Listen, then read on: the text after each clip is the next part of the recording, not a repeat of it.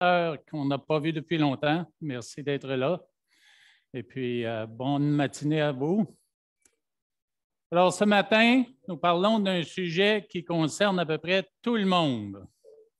Tout le monde dans ce monde, tout le monde dans notre communauté. À certains degrés, certaines personnes plus que d'autres. Puis je reconnais, en commençant ce message, que dans les mariages, par exemple, il y a un membre du couple qui va vivre des inquiétudes plus grandes que l'autre. C'est le cas dans notre mariage.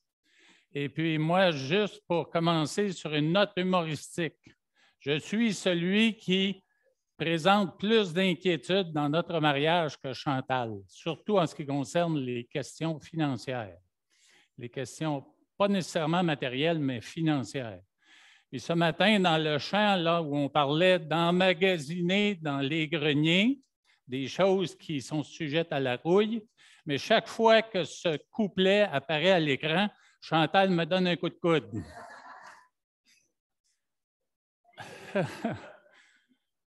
Alors, on n'est pas les seuls, n'est-ce pas? Oui. Et puis, je me rappelle, dans les années 2000, au début des années 2000, nos 4 enfants étaient des grands adolescents arrivant à maturité, presque adultes. Et puis, me revenait souvent à l'esprit la parole d'un humoriste qui a déjà dit que si vous voulez économiser un peu d'électricité, vous dévissez l'ampoule dans le réfrigérateur. Vous allez sauver quelques watts parce que la porte est toujours ouverte. Et moi, en pensant à ça, je pensais en plus, s'il fait noir dans le réfrigérateur, ils vont refermer la porte et ils ne prendront rien. Mais ça n'a jamais été le cas. Alors, de ce côté-là, il y avait de l'insécurité, mais je reconnais aujourd'hui que Dieu a pourvu, il a été fidèle. Alors, c'est pour ça que ce matin, je me fais une joie de parler de ce sujet qui a toujours été d'actualité et qui l'est encore. Mais avant de commencer, je tiens à vous dire que j'ai fait une petite recherche concernant le changement d'heure. Et puis, comme l'année passée, je suis tombé sur des sites qui parlaient de la semaine prochaine, mais c'est en Europe. Si vous faites une recherche, changement d'heure 2022 Québec, vous allez voir que c'est le 6 novembre. Alors, il y a une différence entre les deux, là. Ah, OK. Alors, sur ce, procédons. Vous voyez à l'écran « Victoire sur l'inquiétude ».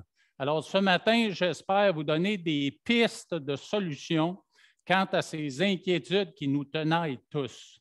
Non seulement au niveau des 3 items qui sont mentionnés dans le passage que nous étudions, Matthieu 6, 25 à 34, qui sont la vie, qui sont la nourriture et qui sont le vêtement.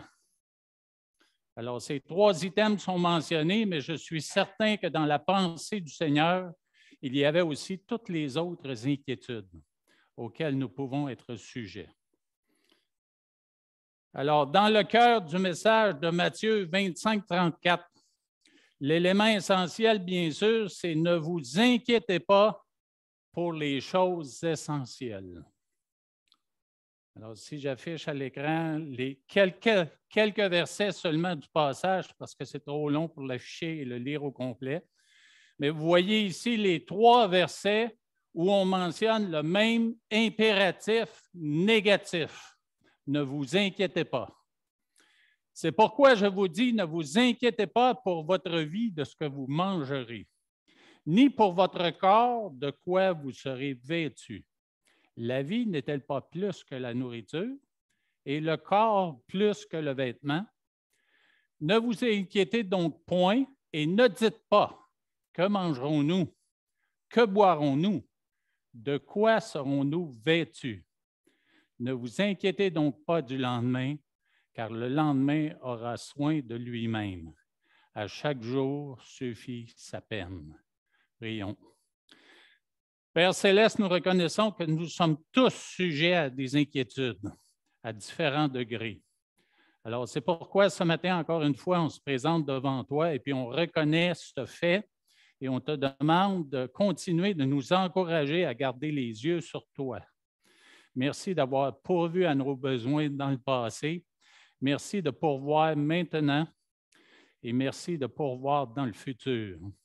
Nous te rendons grâce, Seigneur, pour ces grâces justement que tu as déversées sur nous dans toutes les dimensions de notre être.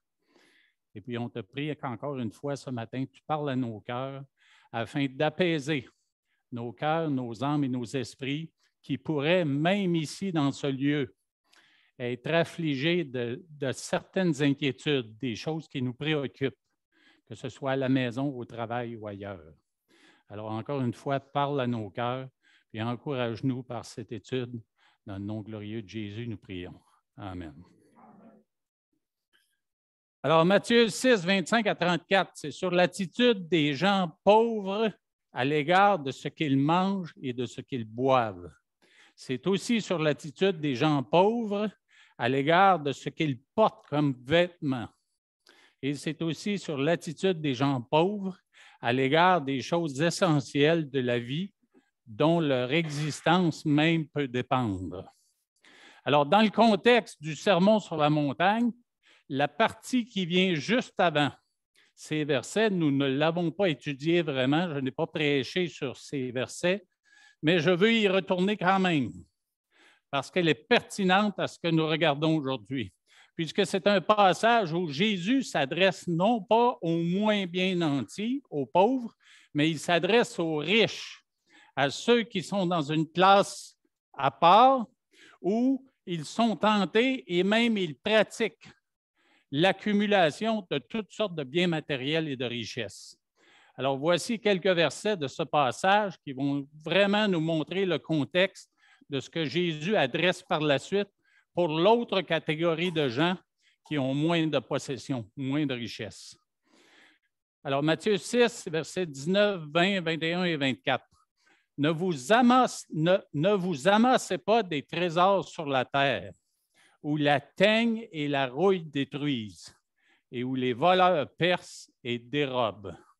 Mais amassez-vous des trésors dans le ciel, où la teigne et la rouille ne détruisent point, et où les voleurs ne percent ni ne dérobent. Car là où est ton trésor, là aussi sera ton cœur. Nul ne peut servir deux maîtres, car où il haïra l'un et aimera l'autre, ou il s'attachera à l'un et méprisera l'autre. Vous ne pouvez servir Dieu et Mammon. Alors, on voit clairement ici qu'il s'adresse à des gens qui ont plus de possessions matérielles que dans le deuxième groupe, dans le passage que nous voyons aujourd'hui. Alors, riches et pauvres, riches du premier passage et pauvres du deuxième passage, font tous face à des problèmes spirituels particuliers. Les riches se confient dans leur richesse et les pauvres doutent des ressources et de la providence divine. Alors, j'ai deux énoncés ici qui nous indiquent d'une manière vraiment particulière ces problématiques. Alors, les riches dont la fausse sécurité de leur richesse ou dans la fausse sécurité de leur richesse sont tentés de devenir suffisants.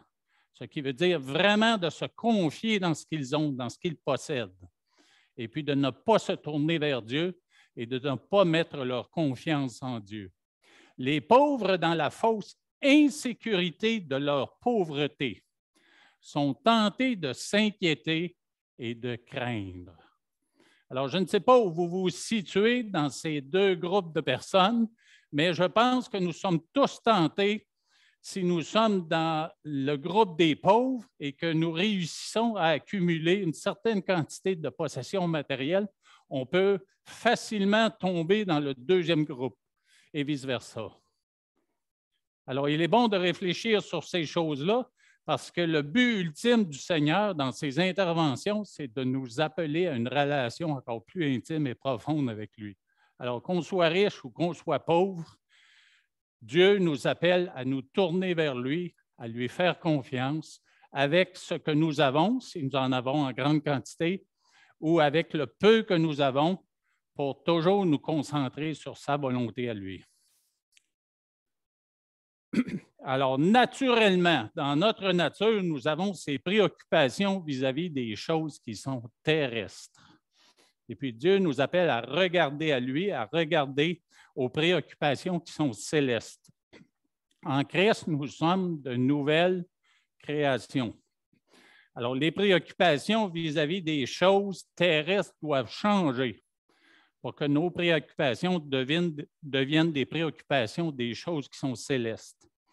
Alors, les possessions matérielles et les richesses, c'est un test suprême de notre état spirituel. Comment est-ce qu'on les considère?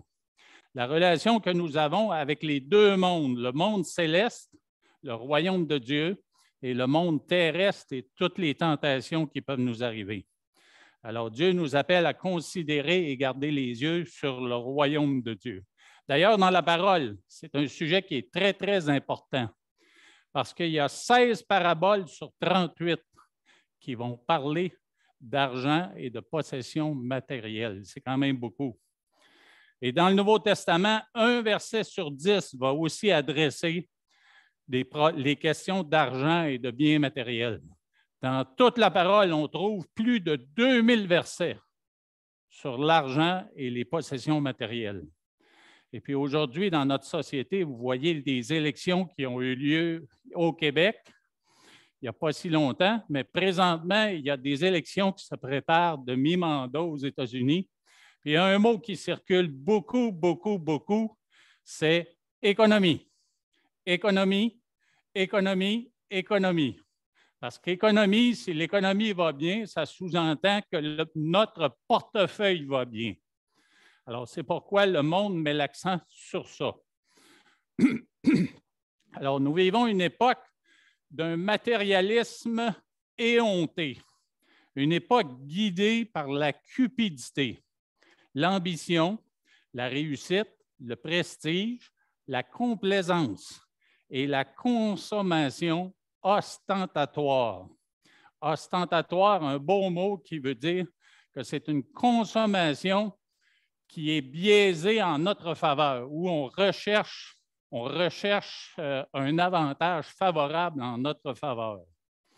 Alors, il y a une citation d'un homme qui s'appelle Jeremy Rifkin dans un livre qui s'appelle « L'ordre émergent. Dieu à l'époque de la rareté ». Alors, dans son livre, il parle de la rareté des éléments dont nous pouvons profiter sur cette terre. Alors, vous savez que c'est un message avec tous les activistes qui se font sur la planète. On parle de ressources qui diminuent et qu'éventuellement, nous pourrions manquer de certaines choses. Alors, Jérémie dit « Mettre l'accent sur la croissance économique continuelle est un trou noir qui a déjà englouti la majorité des ressources critiques et non renouvelables du monde. » Alors, il y a une certaine tentation là, de terroriser les gens afin de les amener à se comporter d'une certaine façon. Je ne suis pas entièrement d'accord avec ça, mais dans une phrase un peu plus loin, il dit ceci. Lui qui n'est pas chrétien. Alors, il termine en disant que la seule solution à notre approche de la vie est l'émergence renouvelée de l'éthique chrétienne évangélique, qui est une éthique de désintéressement et de faible consommation. Alors, est-ce que c'est vrai pour nous? Est-ce que c'est vrai pour quelques-uns d'entre nous ou pour beaucoup d'entre nous? L'éthique chrétienne évangélique qui est une éthique de désintéressement et de faible consommation. Alors, on approche d'une fête là, qui est la fête de l'Halloween, et puis tout de suite après, vous savez qu'on vide les commerces pour remplacer avec tout ce qui est à vendre pour Noël. Et puis, on est tenté par ces choses-là d'embarquer dans ce jeu-là. C'est non seulement ce jeu des fêtes, mais c'est aussi le jeu de toutes sortes de consommations qui nous sont présentées. Alors, nous, en tant que chrétiens, où nous situons-nous dans ça? C'est une réflexion qui est à apporter alors que nous parlons des inquiétudes, parce que si on se lance et on essaie de suivre ces choses-là, éventuellement, on va avoir l'inquiétude d'une carte de crédit, un compte de carte de crédit qui est trop bien rempli. Je me rappelle quand je travaillais en informatique chez un client à Montréal-Nord. Un vendredi après-midi, je suis en train de terminer un dossier et puis je vois les secrétaires qui ont terminé toutes leurs choses. Il y en avait 3 qui discutaient ensemble. Et puis, elles se sont mises à sortir leur carte de crédit sur le bureau. J'entendais des phrases qui disaient comme « Ah, il me reste à peu près 50 $ sur celle-là », parce qu'ils planifiaient la sortie du vendredi soir.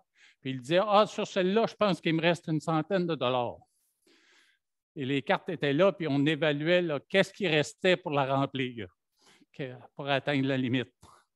Alors, c'est juste une petite anecdote pour montrer qu'il y a des gens qui ont des perspectives comme celle-là.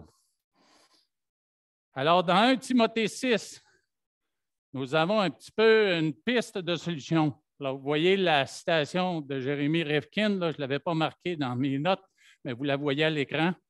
Regardez la phrase qui est en caractère gras, « L'émergence renouvelée de l'éthique chrétienne évangélique ». Ça pourrait être une solution, c'est-à-dire une éthique de désintéressement et de faible consommation. Alors, dans la parole, nous avons des versets comme 1 Timothée 6, versets 6 et 7, qui nous encouragent à 2 choses qui devraient être une fondation de notre vie chrétienne quand on considère tout ce qu'on pourrait dépenser ici sur la planète. Alors, c'est en effet une grande source de gain que la piété avec le contentement, car nous n'avons rien apporté dans le monde et il est évident que nous n'en pouvons rien emporter. Si donc nous avons la nourriture et le vêtement, cela nous suffira. Alors, ça rejoint un peu ce qui est mentionné dans le Sermon sur la montagne. Suivre les tendances du monde ou les établir, les confronter et les modifier, c'est une question qu'on devrait se poser. Est-ce que nous sommes bien nourris et bien nantis pour les choses essentielles? Le sommes-nous aussi pour les choses qui ne sont absolument pas essentielles? Quand je lis le verset là, de 1 Timothée, chapitre 6, le verset 7, « Car nous n'avons rien apporté en ce monde ». C'est un verset qui me rappelle une prédication de Chuck Swindoll, un pasteur américain, dans lequel il partageait une anecdote qu'il avait lui-même vécue. Il parlait justement de finances. Alors qu'il était étudiant en théologie, il n'avait pas beaucoup de sous. Et puis, il devait aller à une soirée qui était plus formelle et puis il n'avait pas vraiment d'habits à porter. Alors, il a regardé les commerces autour de l'endroit où il demeurait et puis il y avait un commerce qui louait des habits de haute gamme. Et puis, il s'est dit, je vais aller voir ça, peut-être que les prix sont raisonnables. Puis comme il y avait des habits de tous les prix, il a décidé d'en prendre un qui était moins cher. Et puis, il l'a amené chez lui, il le trouvait très bien. Quand il est venu pour sortir, il s'est habillé avec cet habit-là. Il est venu pour mettre son portefeuille et les clés dans ses poches et tout le reste. Il n'avait pas de poche, aucune poche. Alors, il a trouvé ça que c'était un petit inconvénient. Puis quand il a retourné l'habit, mais il s'est plaint un peu de la situation. Puis le responsable du commerce lui a dit, mais ces habits-là, ce sont des habits que nous louons pour les mémorials dans les salons funéraires. Alors, vous voyez que ça rejoint la vérité qui est inscrite là, car nous n'avons rien apporté dans le monde. Et il est évident que nous n'en pouvons rien emporter. Alors, dans le passage que nous considérons dans Matthieu 6, à partir du verset 25, regardons le premier verset qui dit « C'est pourquoi je vous dis, ne vous inquiétez pas pour votre vie de ce que vous mangerez, ni pour votre corps de quoi vous serez vêtus. La vie n'est-elle pas plus que la nourriture et le corps plus que le vêtement? » Alors, Jésus, c'est l'autorité.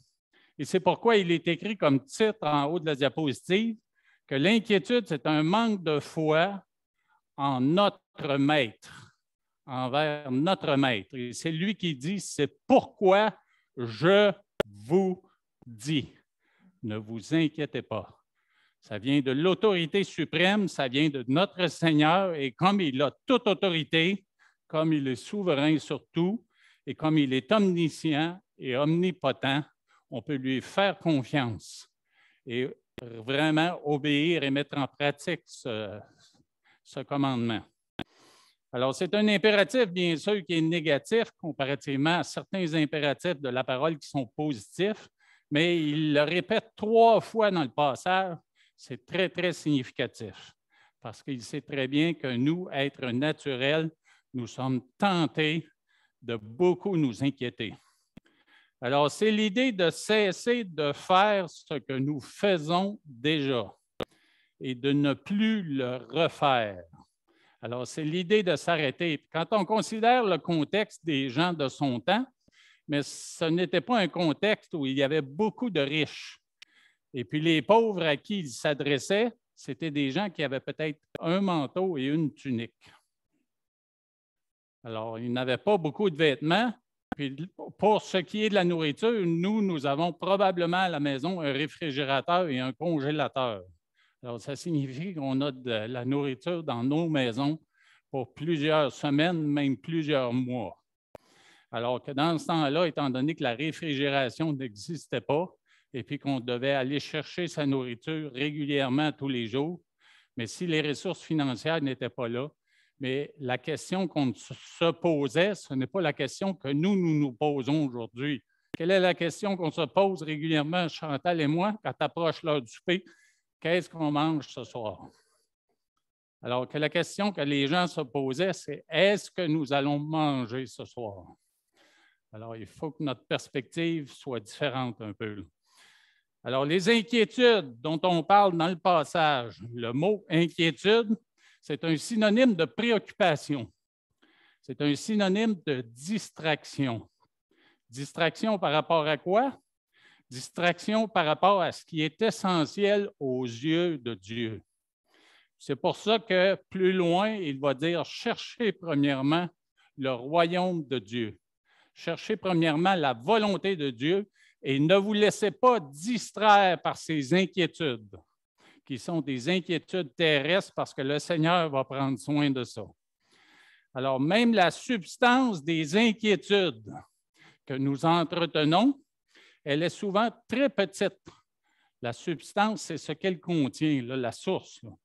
Elle est souvent très petite par rapport à l'ampleur qu'elle prend dans notre esprit.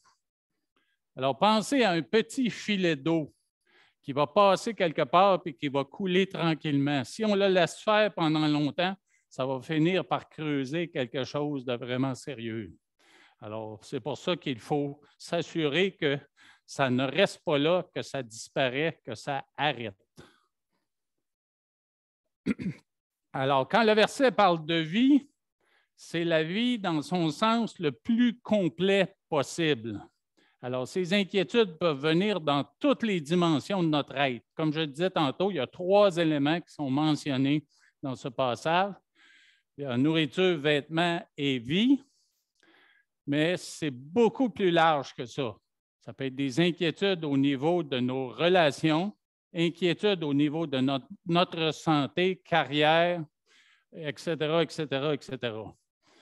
Alors oui, nous sommes encouragés à prendre soin de notre corps, mais avec équilibre.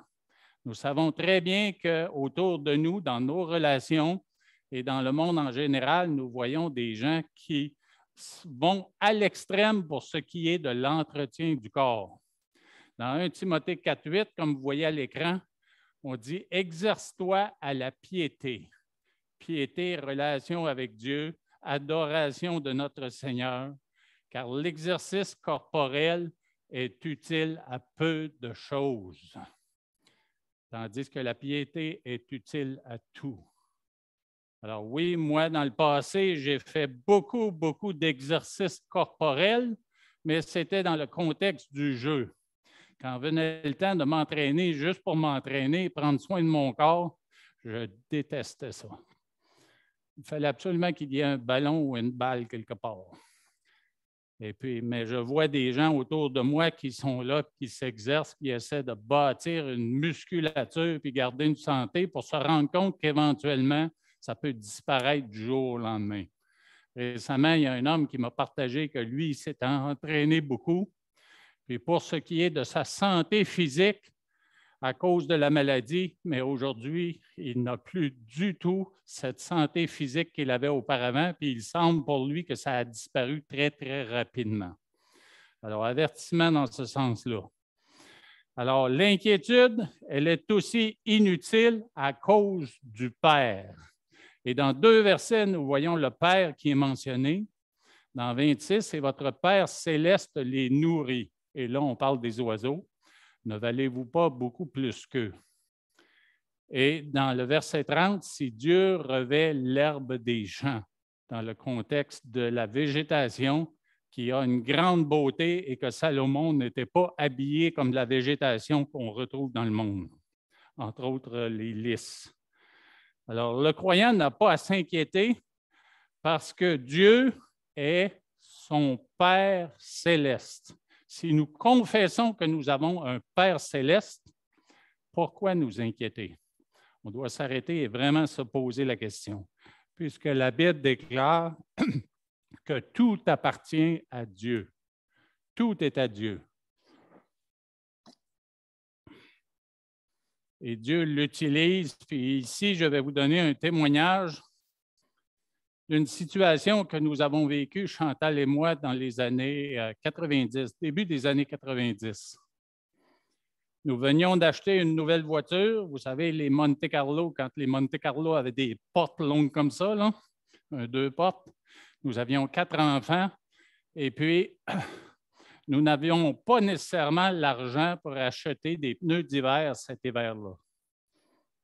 Et puis moi, je lisais dans la parole que Dieu pourvoit aux besoins, en même temps que Dieu demande qu'on donne nos dîmes et nos offrandes. Et puis, mes pensées étaient là entre ces 2 considérations. Et puis, je priais, puis je demandais à Dieu, Dieu, montre-moi comment tu peux résoudre ce dilemme, ce problème, parce que je ne veux pas acheter des pneus à crédit. Alors, le temps passait, et puis l'hiver approchait. On était rendu au mois de novembre, je pense. Et puis, soudainement, je reçois un téléphone de Trois-Rivières. Ma mère qui me téléphone et qui me dit, « Luc, est-ce que tu as oublié un compte de Caisse populaire ici à Trois-Rivières? » Surprise. J'avais complètement oublié le compte que j'avais à Trois-Rivières, le compte de Caisse populaire quand je suis parti de là. Et puis là, elle me dit, « J'ai reçu une lettre de la Caisse et puis je peux activer ton compte en y déposant $1. Puis après ça, tu feras ce que tu voudras à partir de Montréal. » Ma mère a fait exactement ça. Quand je suis allé voir quel était le solde de ce compte-là, il y avait au-dessus de 700 $ dans le compte. Alors, imaginez, Dieu a utilisé ma désorganisation financière pour me bénir des années plus tard avec de l'argent que j'avais sauvé là, que je n'avais pas dépensé. Si je l'avais su, je l'aurais déjà dépensé. Alors, il a utilisé ça pour me bénir et nous permettre d'avoir des pneus d'hiver sans utiliser une carte de crédit. Alors, Dieu est souverain sur toute ressource, même si on pense qu'elles nous appartiennent.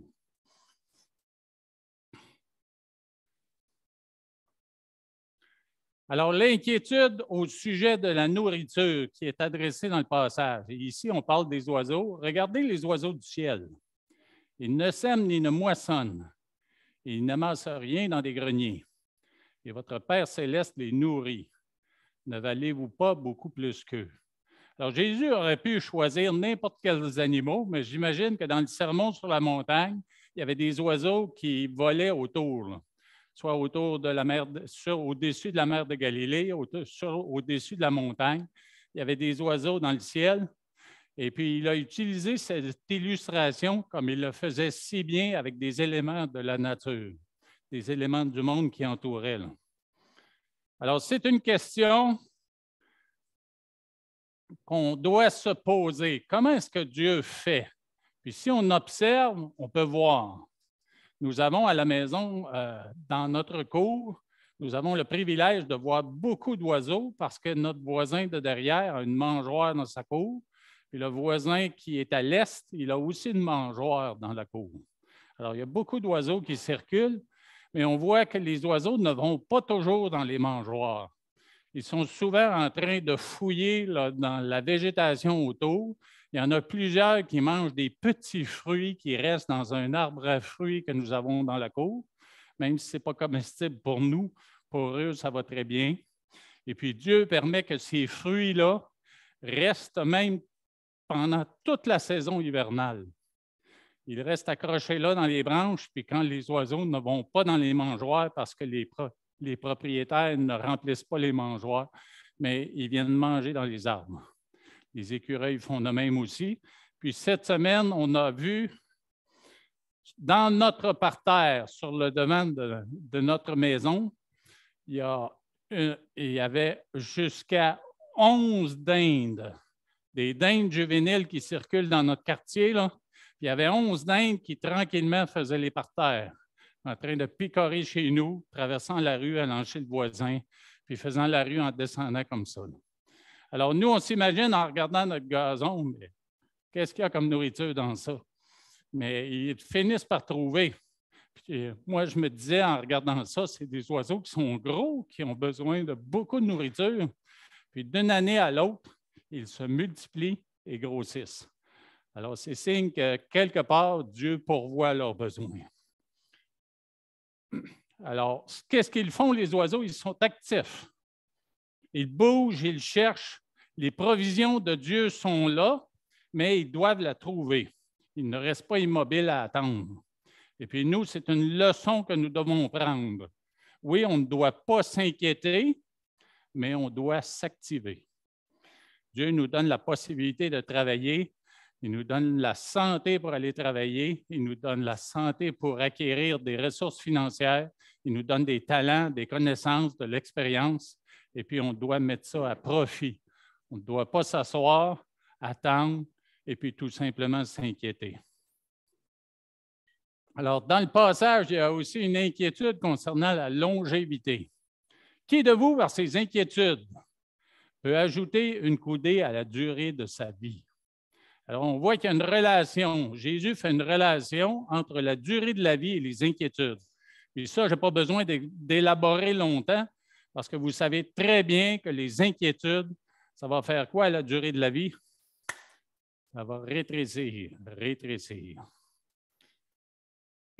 Et puis, c'est une question qui est vraiment une question rhétorique où la réponse, elle est évidente. Alors, comme on ne peut rien ajouter à sa stature, il est aussi impossible d'ajouter à la durée de sa vie. Certains efforts, faits de l'exercice, bien manger, peuvent nous donner l'illusion ou l'impression que nous avons le contrôle sur le nombre de nos années. Mais quand Dieu dit c'est terminé, même si on s'est entraîné longtemps. Dans Ésaïe 38, on voit que Dieu a le contrôle sur les années, alors qu'Ézéchias est malade à mort. Et puis Ézéchias fait une prière.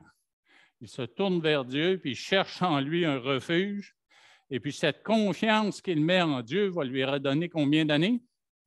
15 années. Alors, c'est un passage qui est évident en ce qui concerne la longévité. Inquiétude ou pas inquiétude, Dieu est en charge de la longévité, mais on voit quand même que les inquiétudes vont raccourcir puisqu'on va avoir toutes sortes de problèmes de santé qui sont reliés à ça. Alors, l'inquiétude quant aux vêtements, plusieurs versets en parlent et le Seigneur utilise les listes des gens comme exemple. Et pourquoi vous inquiétez au sujet du vêtement? Considérez comment croissent les listes des champs. Ils ne travaillent ni ne filent. Cependant, je vous dis que Salomon même, dans toute sa gloire, n'a pas été vêtu comme l'un d'eux. Si Dieu revêt ainsi l'herbe des champs qui existe aujourd'hui et qui demain sera jetée au four, ne vous vêtira-t-il pas à plus forte raison, gens de peu de foi? Alors encore là, on peut s'inquiéter beaucoup. Dans Jean 15,4, on parle de rester en tant que sarment connecté au cep. Alors le cep donne la vie, et puis le sarment pousse et donne du fruit. Est-ce qu'on voit sur les branches, comme disait un pasteur que j'ai entendu un jour, la branche fait pousse le fruit comme ça? Non, c'est tout simplement branché et ça pousse tout seul. Alors, de la même façon, notre foi dans le Seigneur et puis une recherche sensée, équilibrée des ressources qu'il met en notre possession, mais ça nous permet d'avoir ce qu'il faut et pour manger et pour nous vêtir. Je me rappelle pour ce qui est de l'orgueil que le monde a développé quant aux vêtements. Je sais que des parents ont de la difficulté avec les enfants quand ils arrivent à l'adolescence et qu'ils désirent avoir des vêtements de marque, des vêtements qu'on disait dans mon temps, là, dans le temps, griffés, des vêtements de marque connue, reconnue. Alors, c'est un sujet là, très difficile pour les parents et je compatis avec vous qui avez à dealer avec ça, mais c'est un sujet qu'il faut adresser parce qu'à la base de tout ça, il y a de l'orgueil. Et moi, je me rappelle, ça me vient à l'esprit, là, je me suis acheté une belle paire de pantalons pour aller travailler. Ça me faisait parfaitement bien, j'étais très à l'aise, je les avais payés assez cher. Et puis, je me présente chez un client, puis l'endroit où je travaillais, c'était dans une grande salle. Et dans cette salle-là, il y avait des tables comme les tables qu'on déplie, qu'on installe ici, là. Et en dessous, avec une armature de métal. Ce matin-là, je me suis installé, j'ai commencé à travailler. Puis je pensais à mes pantalons, à quel point j'étais bien dans mes pantalons, puis je paraissais bien. Et alors que je travaillais, j'ai bougé la jambe, j'ai accroché une structure de métal qui était coupante, puis j'ai coupé le genou. Alors, ça n'a pas duré longtemps, hein? J'ai été obligé de les scraper, je ne pouvais même pas les réparer. Alors, les vêtements, on en a besoin pour se vêtir. C'est certain qu'on ne veut pas faire preuve d'indécence quand on se promène dans notre société ou n'importe où ailleurs, mais on doit être raisonnable dans le fait, dans les montants que nous dépensons pour les vêtements. Alors, c'est un peu ce à quoi le Seigneur nous appelle. C'est qu'il prend soin pour nous donner les ressources nécessaires pour que nous ayons le vêtement qui est nécessaire. Alors, l'inquiétude, elle est irrationnelle à cause de notre foi. Quand on considère tout ce que nous disons à propos du Seigneur, à propos de sa grandeur, à propos de sa puissance pour nous sauver, pour nous pardonner nos péchés et nous amener dans la vie éternelle en sa présence, dans la résidence qu'il a préparée pour nous. Mais nous ne pouvons pas, après ça, nous tourner d'un côté et puis nous inquiéter pour les choses de ce monde. Alors, ne vous inquiétez donc point et ne dites pas que mangerons-nous, que boirons-nous, de quoi serons-nous vêtus, car toutes ces choses, ce sont les païens qui les recherchent. Votre Père céleste sait que vous en avez besoin. Et cherchez premièrement le royaume et la justice de Dieu. Toutes ces choses vous seront données par-dessus. Alors, les païens, bien sûr, ont fait référence, Jésus fait référence ici aux non-juifs, aux gens qui n'adoraient pas le vrai Dieu, le créateur de l'univers. Et puis c'est la même chose encore aujourd'hui. Des gens qui n'ont pas la foi que Dieu peut les sauver et Dieu peut prendre soin de leur éternité, de leur destinée éternelle. Mais les gens, à combien plus forte raison pourraient-ils se confier en un tel Dieu pour leurs besoins personnels? Alors, c'est pourquoi, si nous confessons sa grandeur dans le salut, mais confessons aussi sa grandeur dans la provision des besoins que nous avons, qui sont nos besoins quotidiens.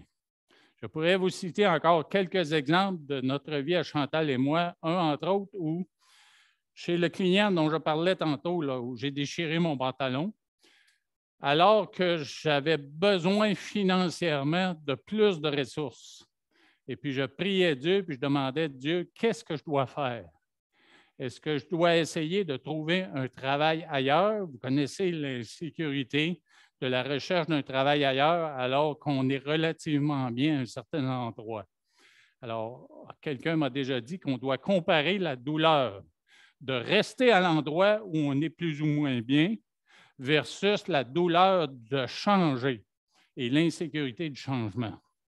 Puis ma prière, c'était « Dieu, tu vois ma situation et puis j'essaie de faire ta volonté dans tout ça. » Je témoignais à mon travail, chez mon patron, je témoignais aussi chez mes clients. J'avais l'opportunité de le faire à plusieurs endroits.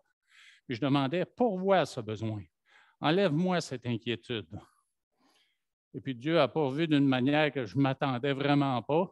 Un de mes clients m'a offert un emploi. Celui chez qui je travaillais le plus souvent, il m'a dit, Luc, ce serait bon si tu travaillais pour nous, voici ce qu'on t'offre. Puis c'était plus que j'avais chez le consultant en informatique où je travaillais. Alors là, ça devenait vraiment compliqué là, parce que je suis de type Golden Retriever. Les personnalités Golden Retriever, ce sont des personnalités qui sont loyales. Et je voulais être loyal envers ceux qui m'avaient donné un travail en informatique au tout début de ma carrière, alors que j'avais 0 cours d'informatique. C'est eux qui m'ont donné la formation. Alors, je suis allé les voir, mes patrons. J'ai dit, regardez là, je n'avais pas vraiment de contrat d'exclusivité pour rester à la firme où j'étais. Voici ce qu'on m'a offert là-bas. Puis, en 5 minutes, ils sont revenus avec une contre-offre qui était 100 fois meilleure que ce que le client m'avait donné.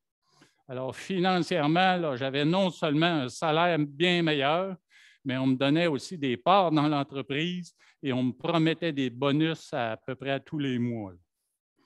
Alors, je disais, gloire à Dieu dans tout ça, je vais rester avec vous. Puis mon client l'a accepté. Quoique, éventuellement, ce client-là qui m'avait fait l'offre, puis encore là, j'ai vu la main de Dieu, ce client-là a décidé de se laisser acheter par une entreprise d'Angleterre. Et puis, en étant acheté par l'entreprise d'Angleterre, mais le système informatique que moi j'entretenais, il le mettait à la porte puis installait ce qui venait de Grande-Bretagne. Alors, si j'avais choisi cette avenue-là, je me serais retrouvé sans travail. Alors, vous voyez comment Dieu agit pour pourvoir nos besoins. Juste quelques petits témoignages qui viennent appuyer ce qui est dans le message de ne pas s'inquiéter.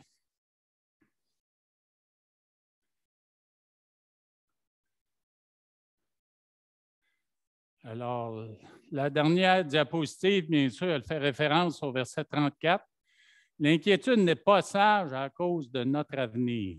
Dieu prend soin de notre avenir. C'est le Dieu du passé, du présent et du futur. Il est fidèle dans tout ce qu'il entreprend envers nous. Et puis, on reconnaît le « ne vous inquiétez donc pas du lendemain, car le lendemain aura soin de lui-même. À chaque jour suffit sa peine. » C'est comme l'écho des 2 passages de l'Ancien Testament qui sont mentionnés à l'écran. Les bontés de l'Éternel, des versets qu'on connaît très bien, ne sont pas épuisées. Ses compassions ne sont pas à leur terme. Elles se renouvellent chaque matin. Oh, que ta fidélité est grande! Alors, des bontés et des compassions qui se renouvellent dans toutes les dimensions de notre être. Et dans Ésaïe 26, 3, à celui qui est ferme dans ses sentiments, tu assures la paix. La paix parce qu'il se confie en toi. Confiez-vous en l'Éternel à perpétuité, car l'élément, l'Éternel, est le rocher des siècles. Alors, vous voyez les 2 éléments de temps, chaque matin pour les bontés et les compassions, et le rocher des siècles.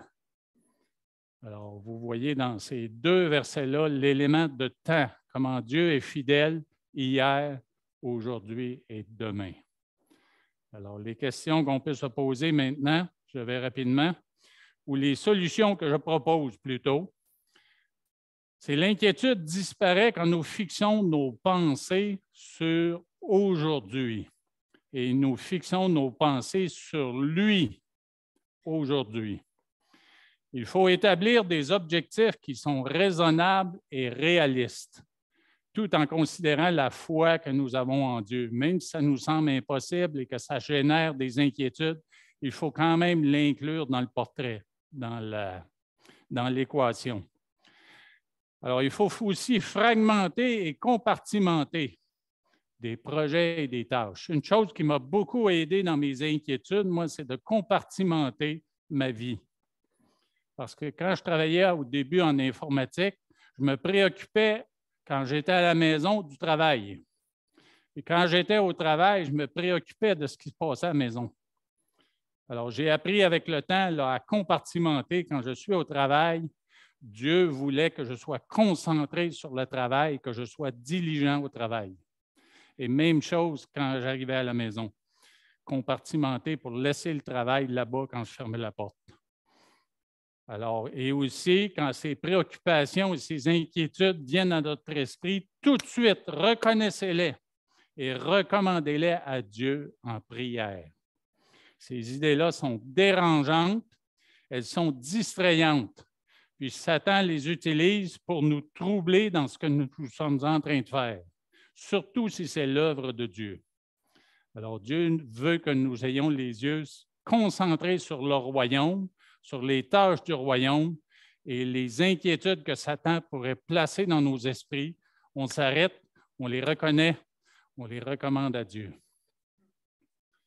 Alors, Dieu Tout-Puissant, on te remercie pour ce merveilleux sermon sur la montagne. Encore une fois, tu nous encourages à garder les yeux sur toi, à reconnaître que nous avons besoin de toi, nous avons besoin de ta sagesse, de ta parole, de tes enseignements, et puis de toute la connaissance qui vient avec les merveilleux enseignements de ta parole, incluant définitivement ce merveilleux sermon sur la montagne. Nous reconnaissons, malgré notre maturité chrétienne, malgré l'âge que nous avons dans notre vie chrétienne depuis notre nouvelle naissance, nous reconnaissons qu'encore aujourd'hui, nous sommes sujets à certaines inquiétudes, qu'elles soient au niveau de la santé, qu'elles soient au niveau de la carrière, qu'elles soient au niveau des relations interpersonnelles ou autres. Nous voulons, ô Éternel, prendre ces fardeaux, les déposer au pied de la croix. Garder les yeux sur toi, garder les yeux sur l'éternité que tu prépares pour nous, et puis te faire confiance, ô Éternel, que tu peux nous aider à nous concentrer sur les choses du royaume et ne plus nous inquiéter pour les choses de ce monde. Toutes ces choses, on te les recommande dans le nom de Jésus. Amen. Merci, Seigneur. Alors, bonne journée, bon dimanche à tout le monde, et puis que Dieu vous bénisse dans cette victoire recherchée contre les